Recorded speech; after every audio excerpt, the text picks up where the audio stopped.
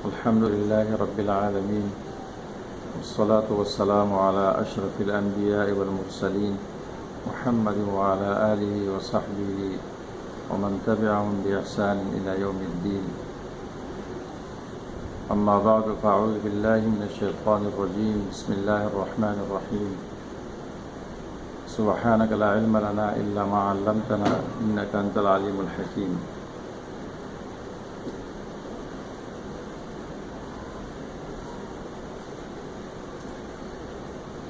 علم فرائض و علم میراث کی اہمیت و فضیلت، اور اس میں علمی و عملی اعتبار سے ہماری کوتاہیاں.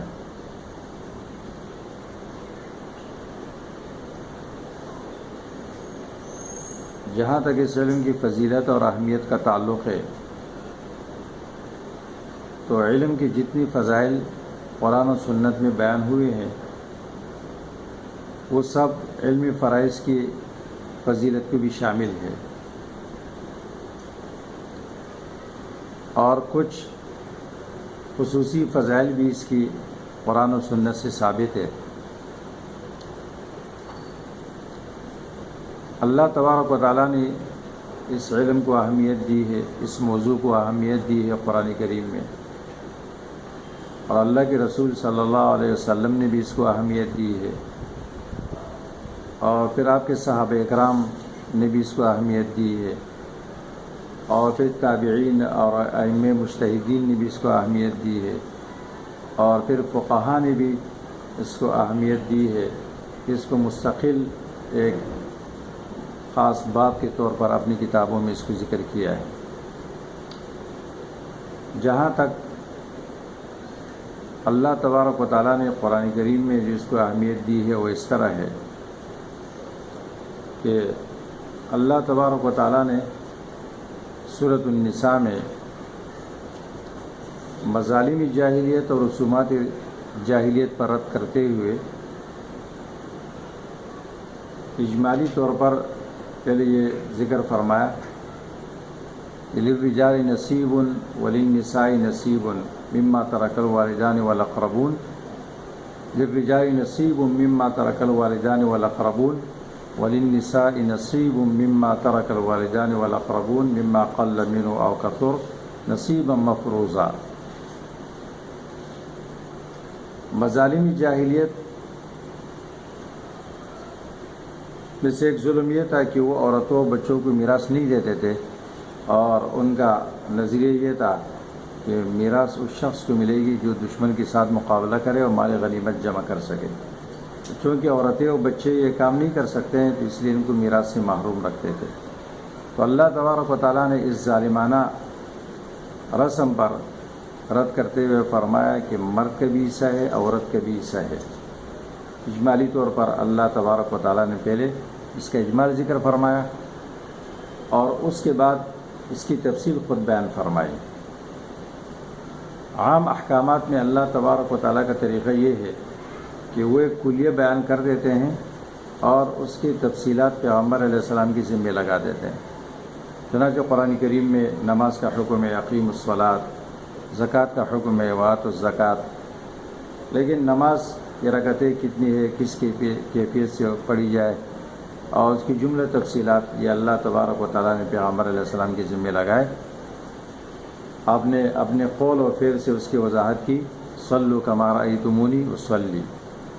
اس طرح مقادیر زکوٰۃ کے بھی اس کی بھی تفصیلات قرآن کریم میں نہیں ہے، وہ سنت رسول میں ہے، اللہ کے رسول نے بیان فرمائی. لیکن اس علم میں اللہ تعالیٰ نے ایسا نہیں کیا، اس کی تمام تفصیلات اللہ تبارک و تعالیٰ نے خود بیان فرمائی، نہ کسی نبی مرسل کے حوالے کیا اور نہ کسی ملک مقرب کے حوالے کیا اور نہ کسی امام اور مجتہد کی ذمہ لگایا. یہ قرآن کریم سے اس علم کی اہمیت اور فضیلت ہے. اللہ کے رسول صلی اللہ علیہ وسلم نے بھی اس علم کو اہمیت دی ہے، وہ اس طرح کہ آپ نے بطور خاص اس علم کی سیکھنے کے بھی حکم دیا ہے اور اس کی سکھانے کے بھی حکم دیا ہے. فرمایا تعلموا الفرائض وعلموها الناس فإنها نصف العلم. علم فرائض سیکھو اور لوگوں کو سکھاؤ، اس لیے کہ یہ آدھا علم ہے۔ اس طرح اس کے اندر دوسری روایتیں ہیں عبداللہ بن مسعود رضی اللہ تعالیٰ عنہ سے اور دیگر صحابہ اکرام سے،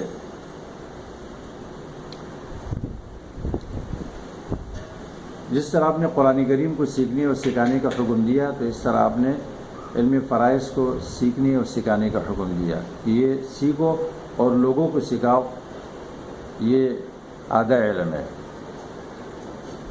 اور آپ کے بعد صحابہ اکرام نے بھی اس علم کو اہمیت دی، ابوبکر صدیق رضی اللہ تعالیٰ عنہ، عمر رضی اللہ تعالیٰ عنہ اور زید بن ثابت رضی اللہ تعالیٰ عنہ اس علم کے اندر بڑے متخصص تھے، اور اللہ کے رسول صلی اللہ علیہ وسلم نے گواہی دی کہ وہ افرزہم زید بن ثابت، علمی میراث میں تم میں سب سے زیادہ زید بن ثابت ماہر ہے۔ عمر رضی اللہ تعالیٰ عنہ نے تو خاص طور پر وصیت فرمائی کہ تعلموا الفرائض فإنها من دینکم، علم فرائض سیکھو، اس کے سیکھنا تمہاری دین میں شامل ہے۔ اور عبداللہ بن مسعود رضی اللہ تعالیٰ عنہ فرماتے ہیں کہ علم فرائض سیکھو اور یہ لوگوں کو سکھاؤ، اور یہ اول وہ علم ہے جس کو اٹھا لیا جائے گا اور یہ اس علم کو بلا دیا جائے گا۔ کہا تمہاری مثال اس شخص کی طرح نہیں ہونا چاہیے کہ ایک دیہاتی نے اس سے مسئلہ پوچھا کہ ایک شخص کا انتقال ہو گیا اور اس کی بیوہ رہ گئی اور اس کے اتنے بیٹے ہوئے بیٹیاں رہ گئی، تو مال کیسے تقسیم ہوگی؟ اس شخص نے جواب دیا مجھے پتہ نہیں ہے۔ تو دیہاتی نے کہا کہ تمہیں ہم پر کیا فضیلت ہے؟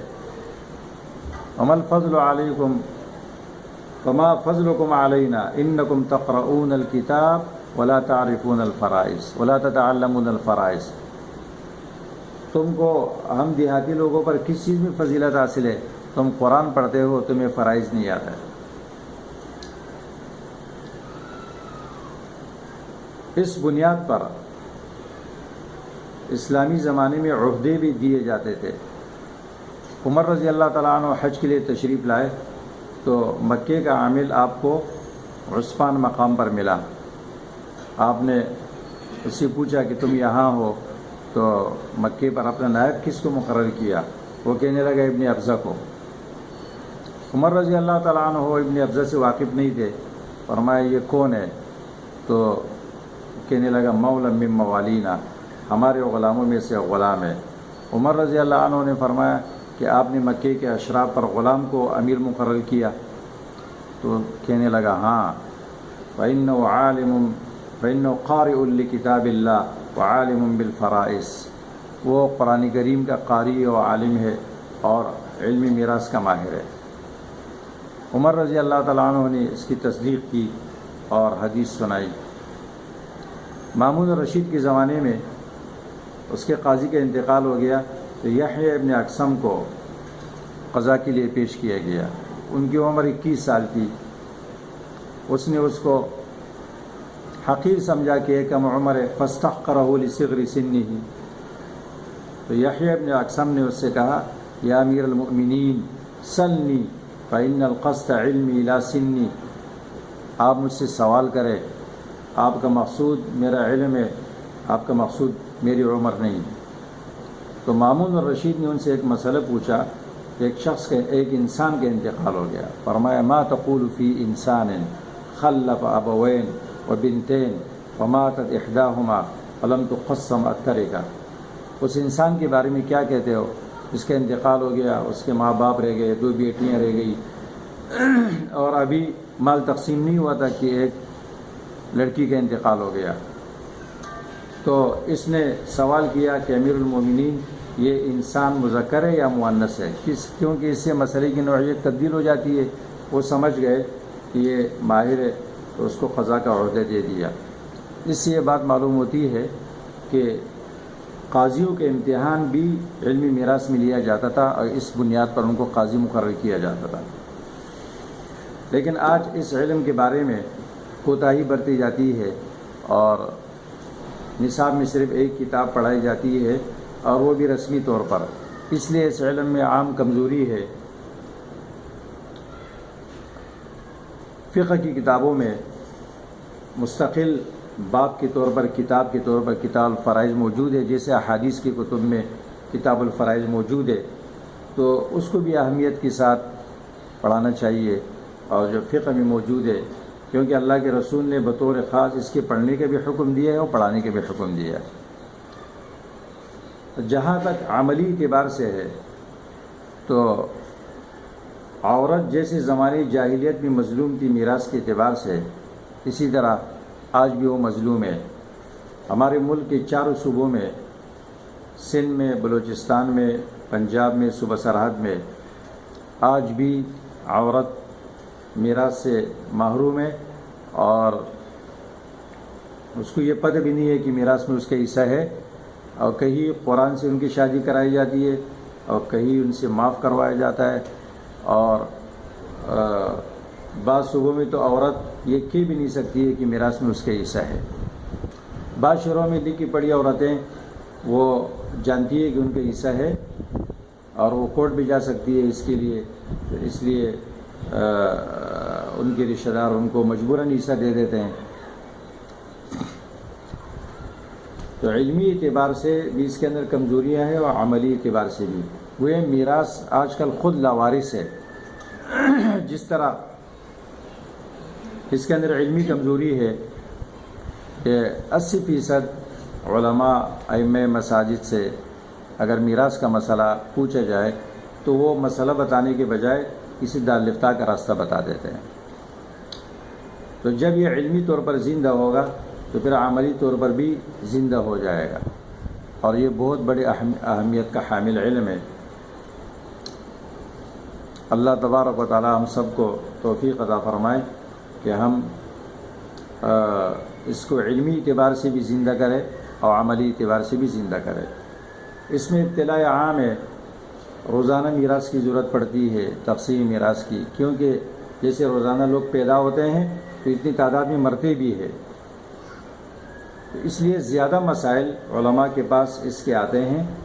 اس لیے علماء کے اندر ایسا ملکہ ہونا چاہیے کہ وہ شرعی طور پر مسلمانوں کے مسائل درست طریقے پر حل کرے اور ورثہ کے درمیان شرعی طور پر میراث تقسیم کر سکے۔